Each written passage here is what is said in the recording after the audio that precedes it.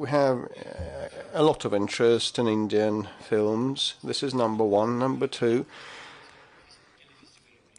we hold Brics film festivals, and this year the Moscow International Film Festival introduced all the tapes from Brics countries, and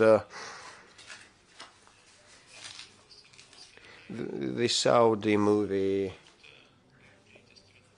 the Egyptian, and the third country, Jordan, took the first three places: Saudi Arabia, Egypt, and Jordan. So they were the winners. They took the prize places. As regards the economic side of the matter, cinema products and film industry is part of the economy and is to be duly regulated. India has made a lot of decisions to protect its own market, and it's not only about the film industry but also the automotive and other industries. But we are positive that if the Indian friends have this interest, we will find some common ground to promote the Indian films to the Russian market. And in a broad sense, at the market, it is very relevant and popular product. Alongside the pharmaceuticals, is going to be a very good undertaking. I'm ready to talk with our friend, the Prime Minister of India, when he arrives in Kazan. I'm sure we will come to terms 100%. No difficulties I observe there. Thank you, Mr. President. Actually, we would be fascinated to see not only Indian films but those featuring Brics countries' actors representing their cultures. An Indian actor, a Chinese, an Ethiopian actor. Well, you know, we discussed it with the colleagues from Brics nations that we should organize a festival of theatrical art, and we established the Cinema Academy, and jointly we will pursue this track in future. And popular music festivals also need to be created, so there is an open field for work, and we'll be interested, and the media definitely outlets, I think, will gladly cover and participate. Well, in the USSR we had a movie titled Mimi No, where featuring a person from the Caucasus, a Russian and an ethnic Ukrainian, representing close but different cultures, and our Ethiopian guest from Fana Broadcasting, which is the biggest media corporation of Ethiopia with 9 languages of coverage. Admasu Damteo Bileta, over to you. Thank you, Mr. President. I thank you for the chance. My question is how to capitalize a collaborative project that could benefit BRICS plus countries focusing on infrastructure, technology, and education. I thank you.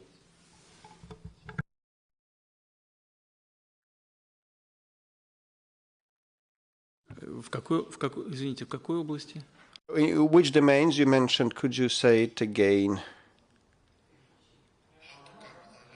Collaborative project that could benefit BRICS plus countries focusing on infrastructure, technology, and education. Что касается области образования. With respect to education, let's start with education. We have conventionally had very positive ties and expertise in training personnel and educating students for Africa, starting with the USSR. Thousands of people from Africa were educated and many of them still occupy important positions in their countries after graduating from Russian universities, which makes us happy because at the recent Russia-Africa summit, at the latest summit in St. Pete, we saw very many examples that made millions of our nationals happy because our mass media and internet broadcast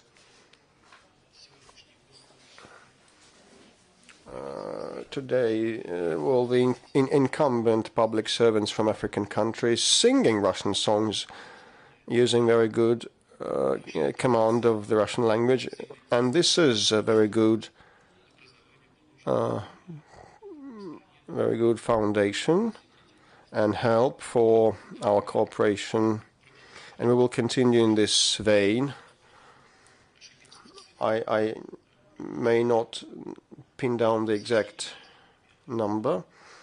With many African countries, we have this cooperation, Ethiopia included.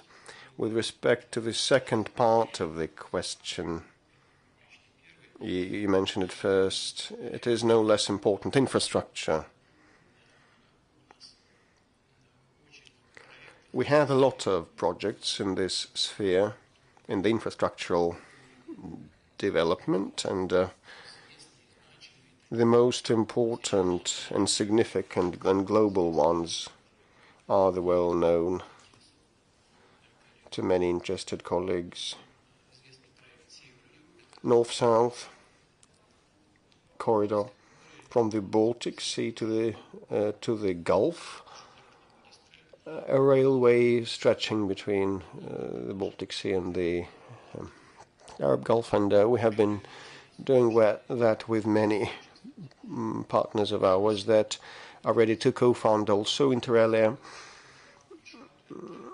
Another main route is the Northern Sea route across the Arctic Ocean, and we have been quite active in this domain also. It is a global route, and many Brics member states are hugely interested, as it, well, if it is implemented, and it's being implemented, it gives huge economic benefits. And so we have been doing a lot. It's practical, tangible efforts. We are building an icebreaker fleet that has no peers in the world. It's going to be a unique fleet, 7 nuclear icebreakers and 34 diesel-propelled, high-class, high-capacity, heavy-duty icebreakers. And now an icebreaker titled Leader is under construction that will break any thickness of ice and will work round the year. You know, convoys of vessels last 9 months in a year. With respect to Ethiopia, we have a very profound relationship, including spiritual and humanitarian, cultural, and many companies of ours show huge interest in working at the market, the energy and machine building in the companies, and I'd like us to implement all the plans that we discussed with His Excellency the Prime Minister. Will break any thickness of ice. Well, for Ethiopia, this currently at this juncture may not be so significant and crucial, but you know, for India and China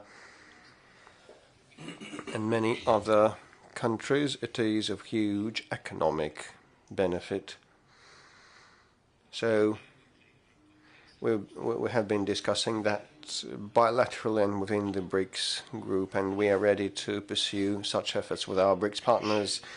Leading news agency of Egypt, MENA, Salaheldin Magauri, over to you.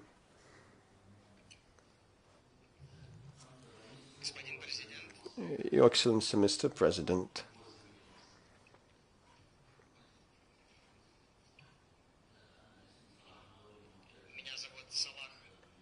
My name is Salah Magauri. I represent MENA, a news agency from Egypt. Thank you very much for the invitation. Thank you for having me. Well, we know that the position of the Russian Federation on multiple issues of the global agenda is fair enough, taking into account everybody's interests, and Russia strives for cooperation, not interference with others' affairs. Like within Brics, Russia has been supportive of various nations' aspirations to accede to that group. And we know that this summit is to happen at a turbulent juncture with lots of challenges and threats that we see globally. So I'd like to learn what is your vision of the future cooperation bit inside the BRICS group, and what may the modalities to expand BRICS be, in particular from the economic perspective. And of special interest, I'd name a single BRICS currency which might help bolster economic cooperation and consolidate national currencies. What are the long-term measures and plans in this respect? With respect to BRICS single currency, at this point of time, we are not entertaining that in earnest. It hasn't ripened yet. We should be cautious and act gradually, moving slowly. And now we are looking into the possibility of expanding the use of national currencies in settlements, and we want to establish the tools that would make this safe and secure enough. And I have mentioned that we are now contemplating digital facilities, and so we should establish relations between the central banks, and we should provide for the reliable exchange of financial information that would not depend on the international arrangements that introduce some politically motivated restrictions and violate the global economic principles. We will continue expanding this contingency reserve arrangement. We will be strengthening the BRICS Bank, the new BRICS Bank. These are the areas we will go down into. As for a single currency, it requires a high level of integration between economies. Additionally, we will also need to ensure their comparable quality and volume. Well, volume,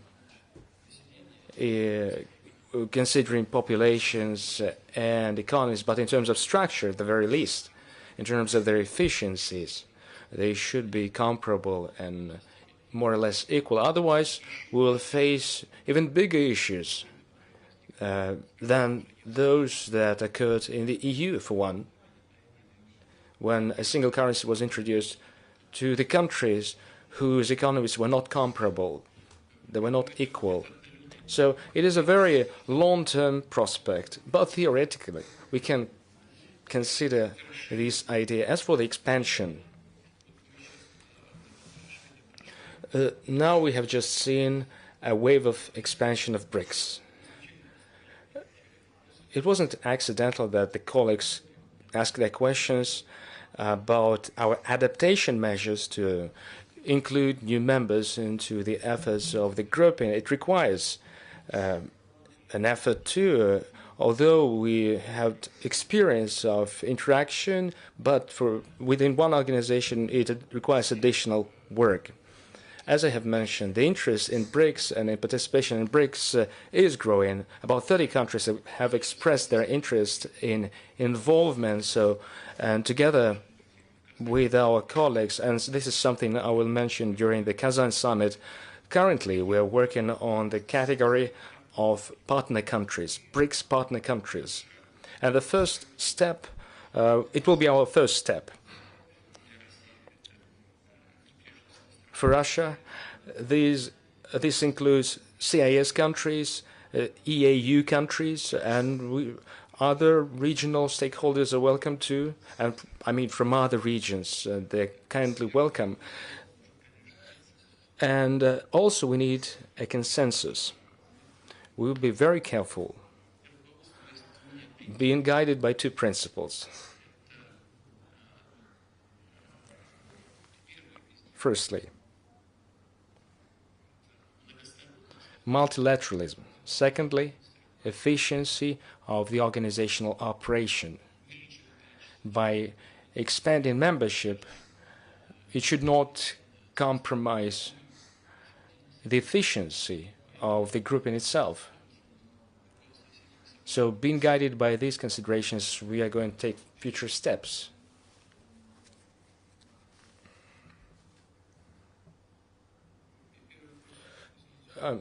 What was your first question? Will you be so kind to repeat?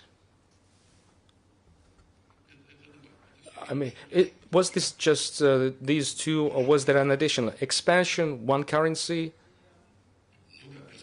The prospects, right? Just one clarification, Mr.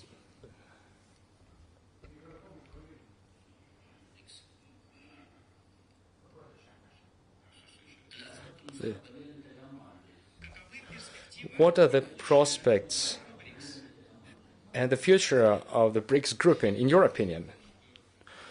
Just like I said, we see new emerging centers of power and development, and all of them are virtually represented in BRICS. To this extent, BRICS has a lot for it in the future. But we respect other regional groupings and associations, and we seek to cooperate with them. In spite of all the conflict potential worldwide, I think that the BRICS development, if it continues upholding the basic principles that I have mentioned, lack of confrontation, not working against another, but only to promote the interests of the countries, members of the organization, then this effort will be beneficial to the global context as well. We are not building a bloc.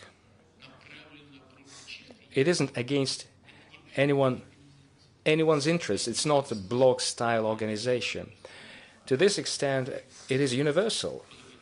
And in my opinion, it will be advantageous for the global affairs, the economy included. If this is conducive to the global economy, then it will be of benefit to the member country, to the countries who are not members of this grouping, which is self-explanatory. Global leaders in economy will derive benefits eventually, although some of them face issues nowadays, like the Eurozone is currently balancing on recession. If the economies of the member countries are stable, if they have good relations with BRICS countries, it will benefit them. As for the United States, this year they're going to see an impressive growth over 3%. 5.7% was after the pandemic. It was the growth of the United States. Later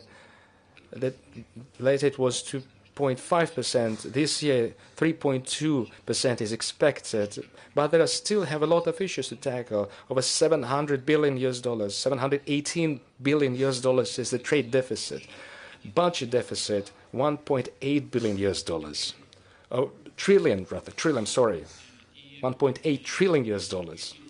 And public debt, $34.8 trillion US.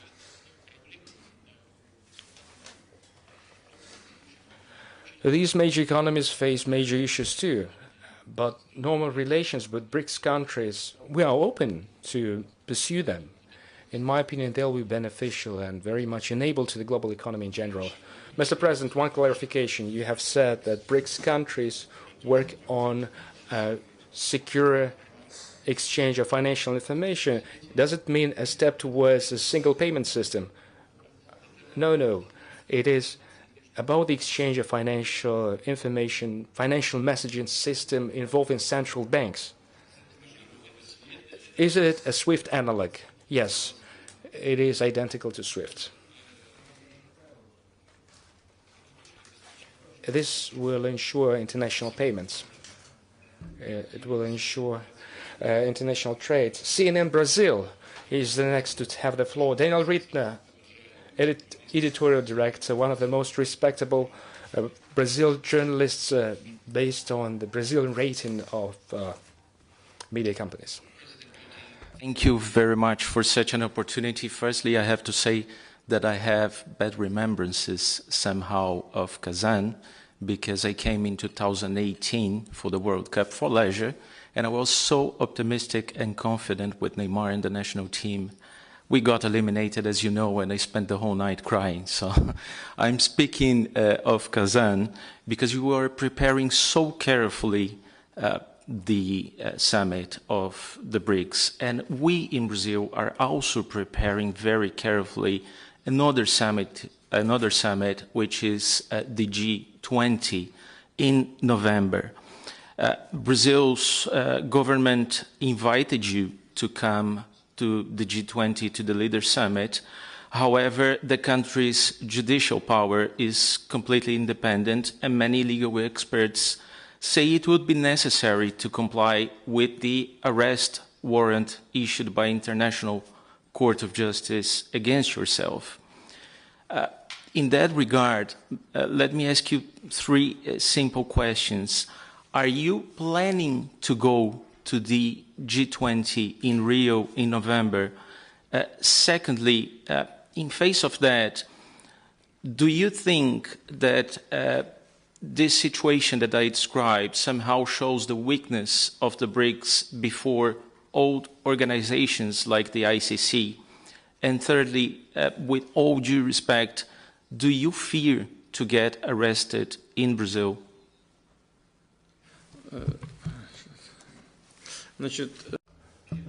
Firstly, the International Criminal Court is of no universal importance. It is one of international entities whose jurisdiction is not recognized by Russia, as is the case with many other countries of the world. I think the United States does not recognize it either, nor does China, Turkey. So the fact that such an entity exists, in essence, an independent entity like this exists, maybe it's not such a bad thing, but that it is universal, firstly. Secondly, such decisions can be circumvented easily, very easily. Suffice to sign an intergovernmental agreement, and the jurisdiction of the ICC will be restricted to it. We have very good relations with Brazil, stable. They have been lasting for decades. So, by and large, we can sign an intergovernmental agreement and nobody will find themselves in a difficult situation. Now, as for the independence, I don't want to really make it look somber, but the International Criminal Court announced that they're going to take decisions with regard to certain political leaders of the Middle East. Later, the United States checked them, and they shut up. That's about it. The respect for an entity which is not universal, which is not independent, is quite low. It has a low profile, if I may. And the main part, we have a difficult situation. The Ukrainian crisis is far from being over. And, well, the main point, we realize G20 is a good forum. it is useful in general. If it is not politicized, if it is not overly politicized, there have been taken attempts, but it was initiated and not such a long time ago as a purely economic platform. If it goes down this path, it will be useful. But we realize what happens around Russia. I have good understanding. We have good friendly relations with President Lula. Will I go there on purpose to violate the operation of this forum, to ruin it? Even if we let aside the ICC, it will be the only topic for discussions. In fact, we will derail the G20 summit. Why would we do so? We are adults. We will find a person in Russia who will be able to represent the Russian interests in Brazil. Thank you. We are very careful about G20. Mr. President, we are careful about everyone, except for our enemies. Mr. President, you have mentioned the Ukrainian crisis. Just yesterday, while speaking at the European Union summit in Brussels, the expired President Zelensky said the only alternative to the Ukrainian accession to NATO would be to gain nuclear weapons. At the same time, the Bild edition published an interview with some anonymous Ukrainian technician who said Ukraine would need a couple of weeks only to build its own nuclear weapon, and then to deal a strike on the Russian forces. What does it all mean? It's just another piece of provocation to create a nuclear weapon. I don't know if Ukraine is capable of it. It's not such an easy task, I mean, for the modern Ukraine. But in general, this is a doable thing because we know the scheme. It is a dangerous provocation because any step in this direction will face feedback. This is the second. And the third is that, and the main one, is that the political leadership of today's Ukraine has on multiple occasions, and even before the hot phase of the crisis, even prior to this, they made statements. Well, they were mild in their statements, but still they aired a view that Ukraine should have a nuclear weapon. These threats will entail relevant response with the Russian Federation. I will say it outright. Russia will not allow this to happen no matter what. Will it be or may it be that Ukraine has the nuclear weapon from the UK, for instance, like they wanted to have it, now they have it. There cannot be a conditional mood here. Let's not make guesswork, pointing fingers at the UK or any other country. It takes an effort to conceal this. I mean, there is radiation exposure and relevant maneuvers are required. You cannot conceal this like you cannot conceal a needle in a haystack. We can trace any movement in this direction. Saudi Arabia, please. Thank you, Mr. President.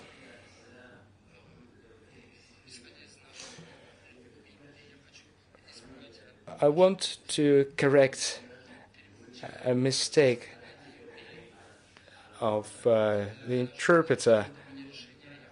It is our bilateral decision. Mr. Nadim began the discussion. I would like to continue this discussion regarding the Ukraine crisis. You thank Saudi Arabia for its stance, for its assistance in exchanging POWs with Ukraine.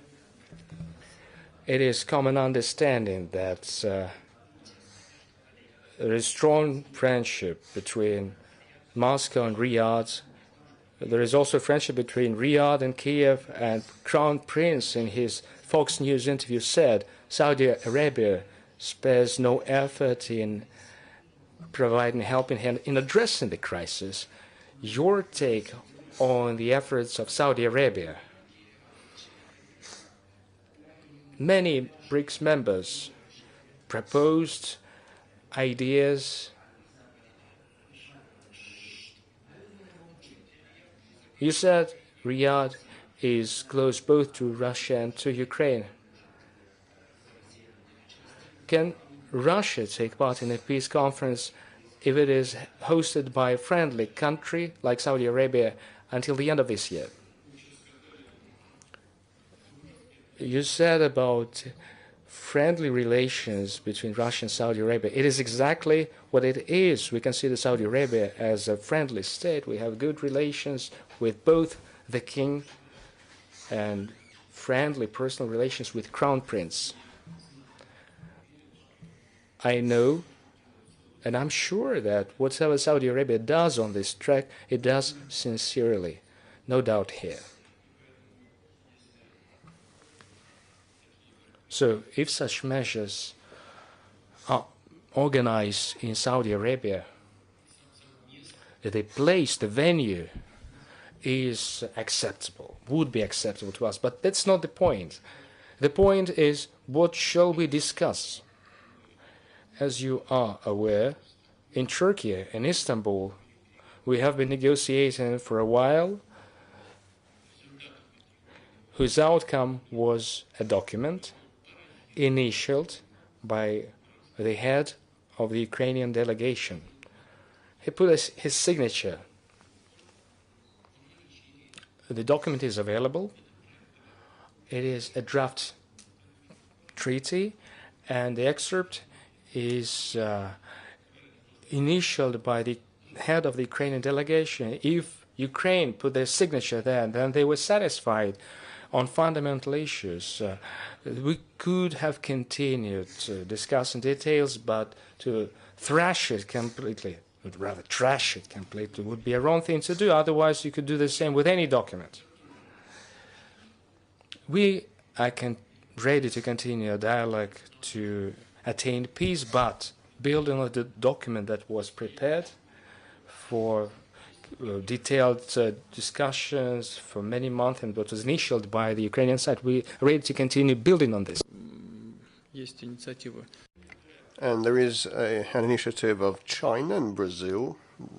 These countries have a well thought over attitude to that, and a group has been established in New York, and we treat that with attention and respect, and we know that all our friends, including the Brics members, are set to conclude the conflict ASAP and by peaceful means.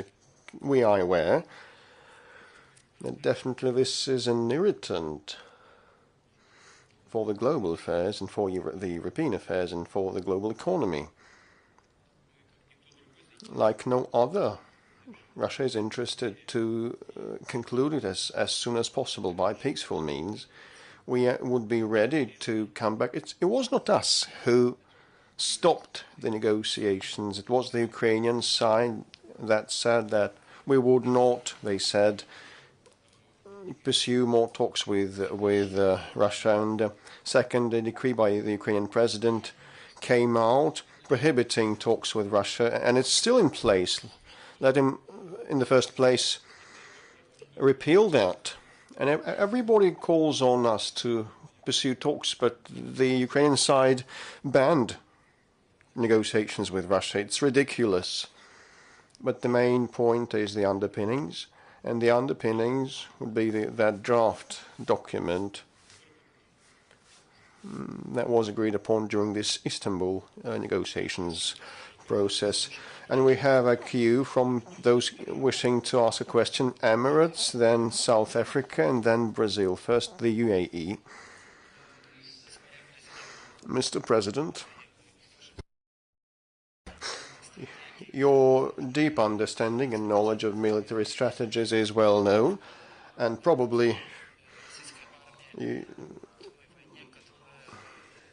respect to the conduct of the Russian army in that war that has lasted much longer than you expected,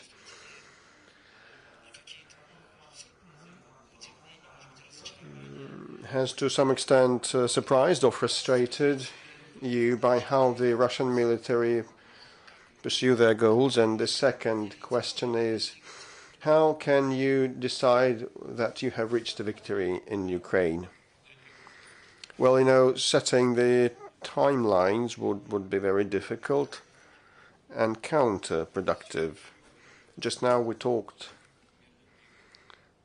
have talked the possibility of peaceful talks, well, and I have said that we would be in favor given the certain conditions, and it's our most sincere and frank position.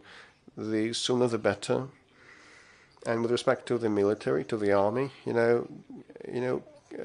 today warfare has been rapidly changing, and means and ways of warfare because of the technological progress at the contemporary age and period of time. And it's very hard to assess what is going to happen today and tomorrow.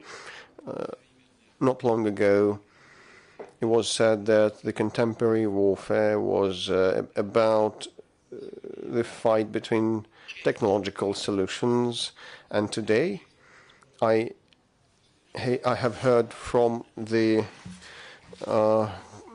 people, military on the ground, that of the battlefield, that today's war is a war of mathematicians, because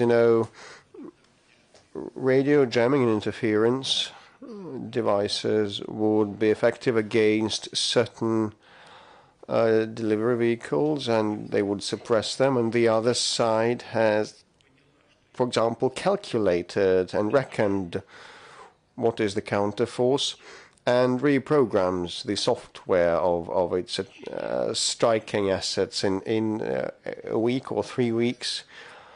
The other side once again builds up their efforts and once again changes the jamming program and software, and it can go on forever. Well, the Ukrainian army on its own cannot do that, as neither can they, nor can they use long-range and high-precision delivery vehicles, because they don't have them at hand. It is all done by NATO professionals. But you know what the difference is?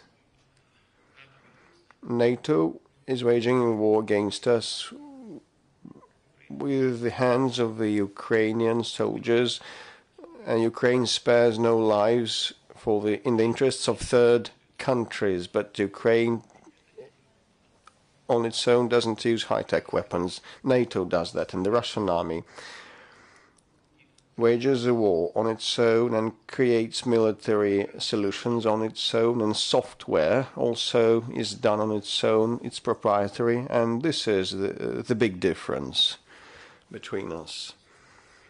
Over the recent years, I have been witnessing that the Russian army has become one of the most combat effective and high-tech armies in the world. And when NATO will get tired of waging this war against us, I'll just ask them. We were ready to continue fighting, to continue the struggle, and we will have the upper hand. We'll win. We'll prevail. We will prevail. Please, South Africa. Thank you, Mr. President. When I listen to some of the questions and some of the comments, I'm in a way very happy I stay in Cape Town on the southernmost tip of the African continent, far away from many of these conflicts.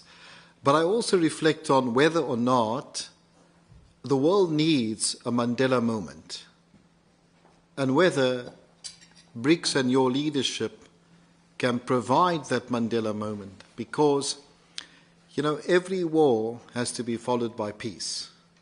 That is a sine qua non of the world through the ages. And we have to always find the path to peace. Often the path to peace is not very easy because it's not very obvious. It's also made a lot more difficult by the technological involvement in war today, in conflicts today, because in a way it dissociates people from the war, in a way, so to speak.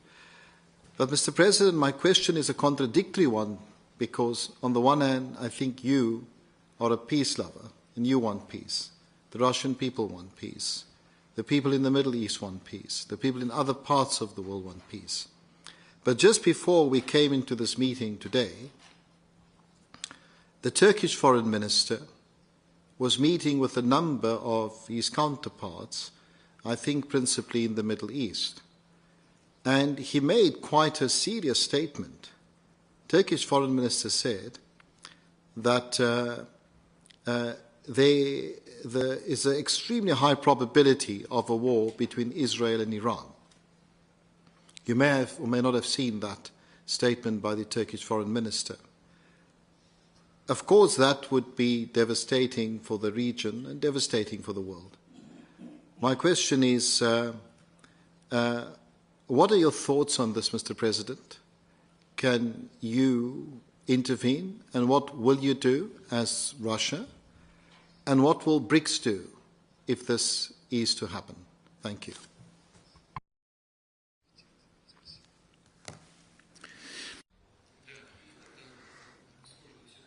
This is a very dangerous and difficult situation you talked about.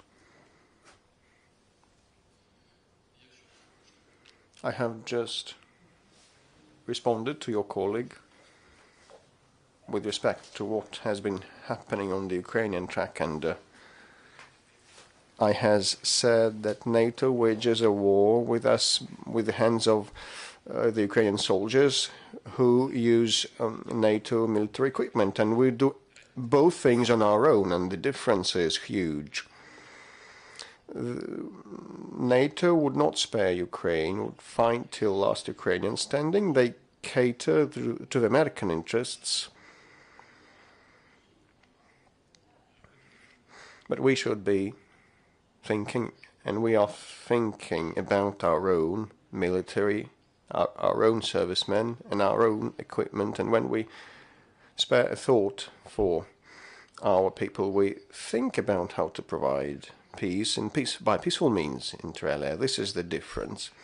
So this makes the difference, which is colossal. We do not issue decrees or acts that we ban negotiations. We say we are ready. With respect to the Iran and Israel, well, it's very acute also.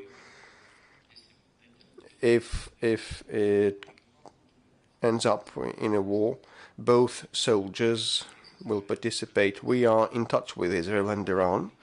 We have confidential relations with both of these, and we would really want this infinite, as it may turn out, exchange of strikes be stopped at a certain point of time, and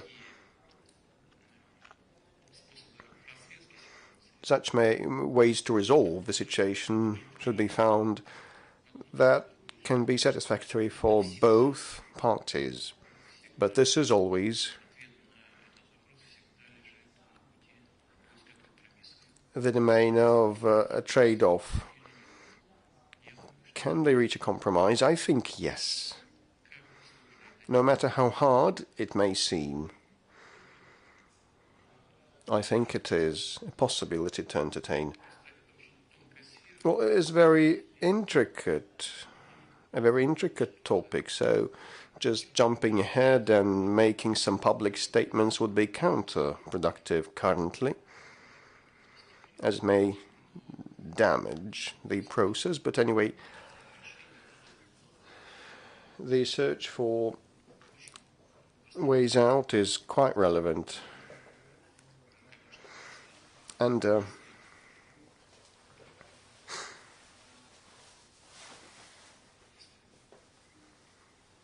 if the warring parties are interested, we would be prepared to participate with all our sincerity, making allowances for both parties' interests. And as regards Iran, we have an allied relationship with Iran, and we can feel the subtleties of what has been going on there in Iran. And we know what has been happening in different spheres. And just listen. How shall I comment on what happened in Iran? I mean, the strikes from Israel, can one comment upon that?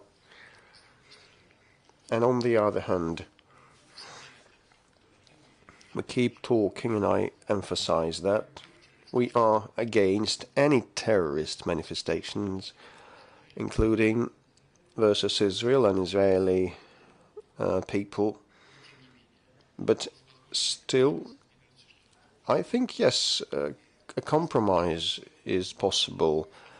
And if it's relevant, we can be in touch with both of the parties to broker and do our best to help find a trade-off. In Brazil, please get back to the 6-point peace plan proposed by China and Brazil. Would you consider to sit at the table and start negotiations on the terms proposed by China and Brazil? Besides, Mr. President, President Zelensky of Ukraine called the plan destructive and said President Lula of Brazil could be considered too much pro-Russia. That's his words. Would you consider Mr. Lula da Silva an ally? Do you think he can play a role in negotiations between Russia and Ukraine? You know, the blueprint by China and Brazil and the relevant UN group and the plan, we did not know a thing about that. Neither Brazil nor China, those are very close countries to us, searching for a peaceful way out. They did not consult with us. They acted upon their own as they considered appropriate. Whether it's good or bad, it's another question, but it is a testimony of the fact that Brazil and China have been acting on their own, not playing into anyone's hands, including into Russia's hands. And I say that publicly and overtly. You can quote me on media. And our foreign minister reported to me from New York without any prior consultations with the Brazilians or the Chinese. It was like breaking news. And I believe these are well balanced, well thought over proposals in general, aiming at a peaceful solution. If someone does not like that, it is their position. And I have said that the Ukrainian side does not consider possible to entertain talks with us. They just set forth requirements and that's it. They were in talks with us. They stopped those talks after we preliminarily reached the agreements in Istanbul. Now they are reluctant. And recently the head of the Kiev regime, during his stay in New York State, stated publicly, "We will not pursue negotiations with Russia," he said. So, what on earth is happening? Whether Kiev likes the Brazilian and the Chinese proposal or not, it's up to them. We have got to know this proposal after it was publicly unveiled. I think it is a good foundation to make attempts to find a peaceful solution. India. Mr. President, my question is a kind of mix of some of the earlier questions. It relates to the Ukraine conflict. Some time back, you had suggested that that India, China, and Brazil could be potential mediators to bring an end to the conflict. Our Prime Minister Narendra Modi freely communicates with you, also with the Ukrainian president, also with the US. Do you feel that a potential mediation could exist in the near future?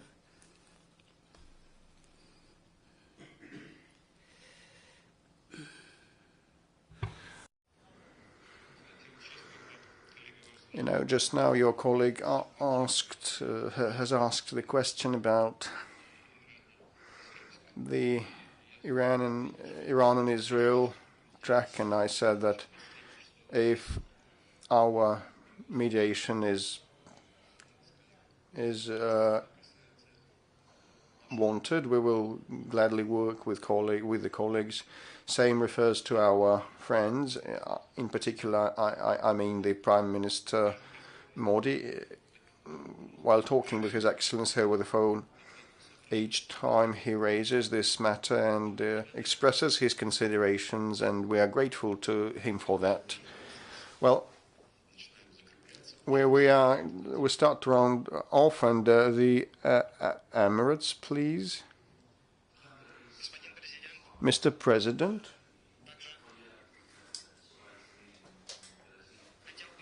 I would also like to follow up on the Brazilian question.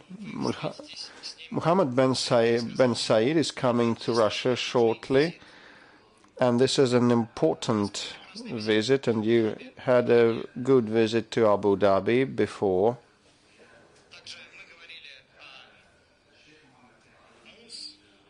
And we talked the ICC and its activities. But what is of importance is that Mohammed bin Said went to the United States and discussed the technological cooperation with the USA.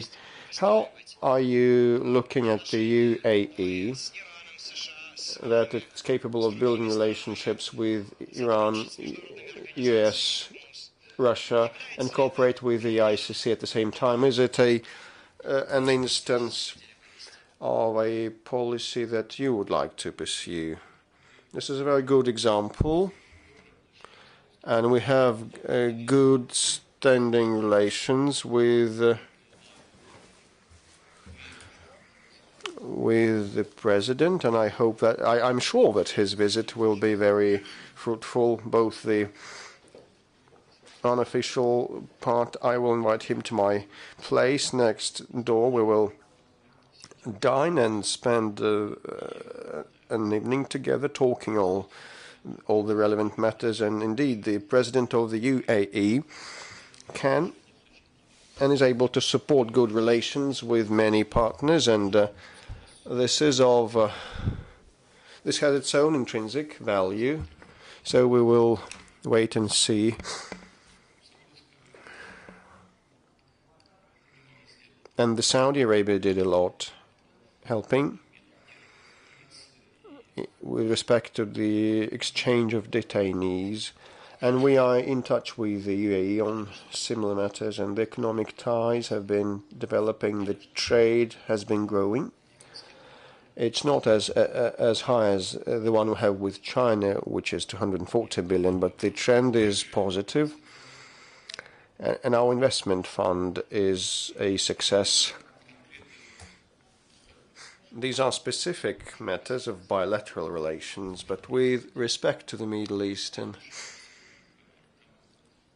issues, we will be listening to the opinions of the UAE and their leadership, and we take that into consideration in our day-to-day policies. China, please.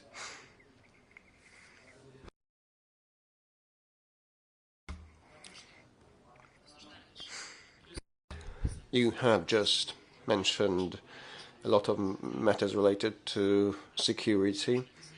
And I'm grateful to Your Excellency for the high profile that China has in Russia, and I mean the bilateral relations.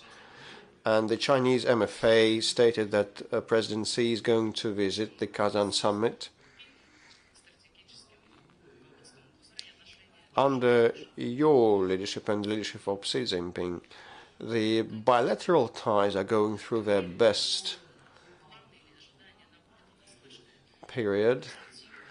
What is your vision for the future, mid-term and long-term future? The Russia-China relations are now very promising, no matter whether we mention the productive capability of China, or digital trade and commerce tools, and new dimensions. What are the main areas that bear a lot of promise in the bilateral ties? Well, we have been working actively in the energy, and we will continue doing so. We work on building 2 units of nuclear power plants in China, and we supply a lot of energy, oil and gas, and we will expand this cooperation.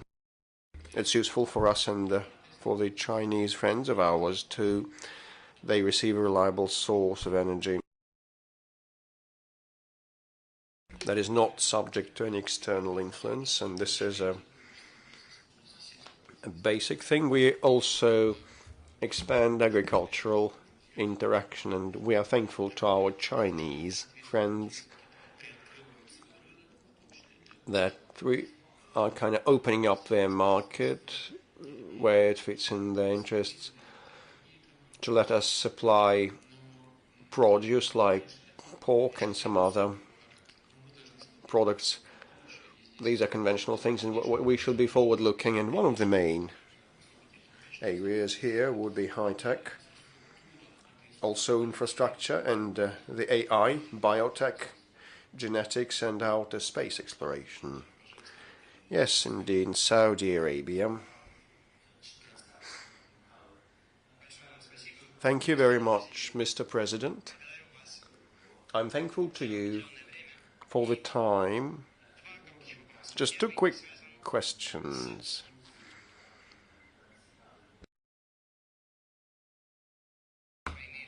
The first is about Pavel Durov, that has several nationalities, that of France, of Russia, and of the UAE. We know what has happened to him of late, and what can Russia do to help him out? And the second question is about head of Iran's parliament. He made a bizarre statement.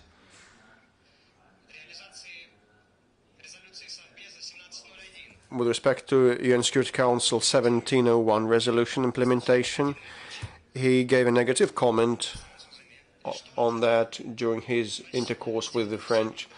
What can Russia do within Brics to improve relations between Israel and Iran? And is there a threat that this conflict will erupt into a serious standoff?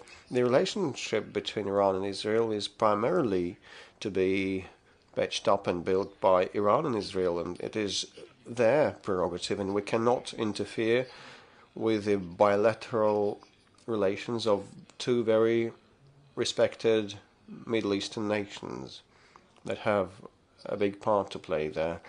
With respect to the statement by the Speaker of the Iranian Parliament, I don't think I'm in the position to comment on the statements by top officials of other countries. We have a good standing relationship, that of alliance with Iran, and the situation now is tense. And now everybody is braced for possible strikes on the part of Israel, and I really hope that we are capable to avoid relapsing into this conflict relapsing into the open, and we would be prepared to do anything in case it is contemplated positively, so that finally peace should settle in Gaza and the cessation of those horrible strikes dealt against civilian targets. And also in the south of Lebanon, we want a normalization, and reciprocal mutual strikes should come to an end. And also peace should engulf this area too. No one is interested in spiraling the conflict up, I think. Neither for the grounds of security nor for economic grounds. I think that there are real chances to find a way out.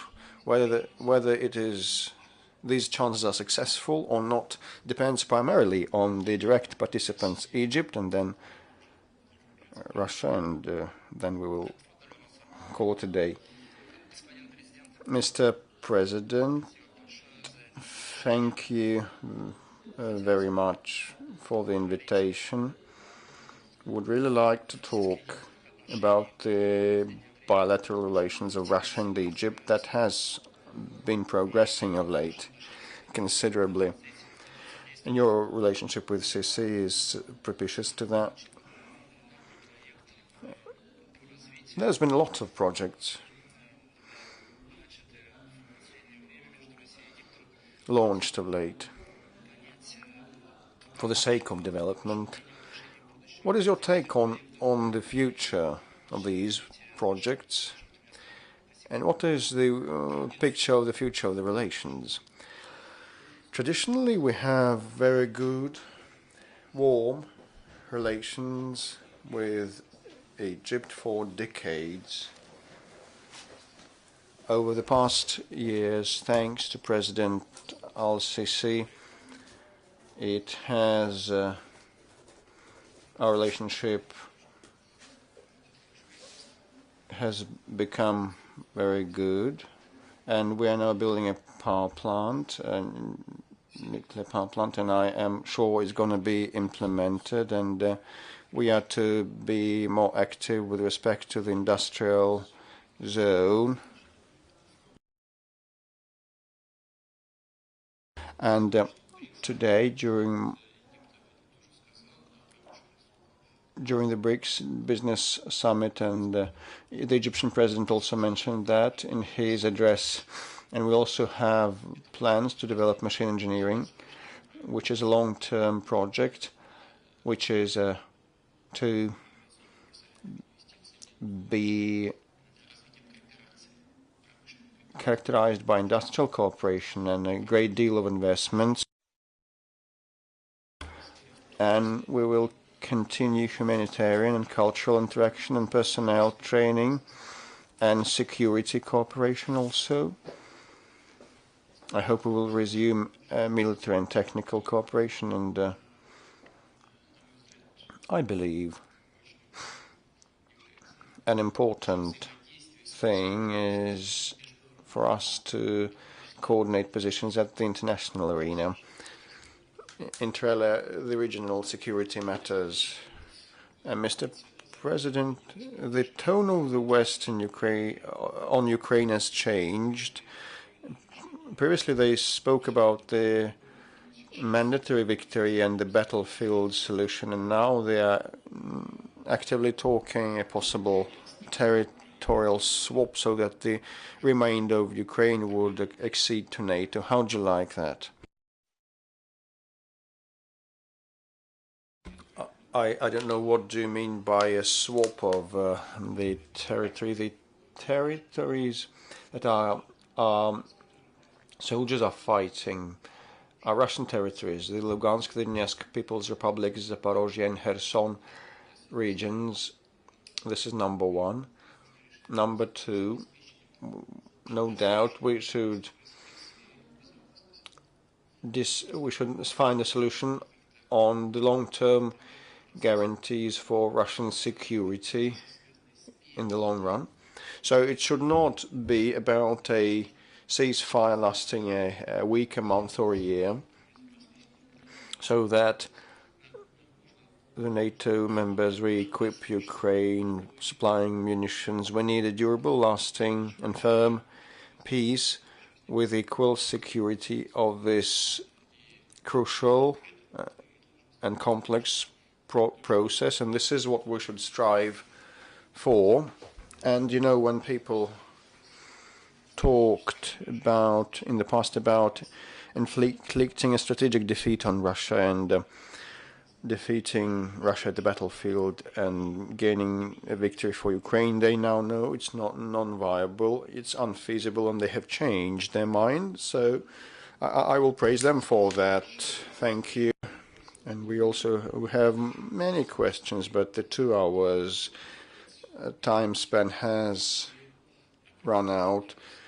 We are so grateful to you for your patience and sincerity. We will not waste more of your time, and I have jotted down some of the important takeaways. Brics is not an anti-Western entity, but a non-Western. It's not my quote, it's the quote by His Excellency Prime Minister Modi. And 30 nations are interested to cooperate with Brics. Another takeaway there. It's not currently due to talk about a single currency, but we need a joint system of messages transfer and national currencies. The United States, you said, also is 15 years late, and Brics is not trying to interfere with domestic affairs of other countries, but we treat everybody with care, and we will be triumphant.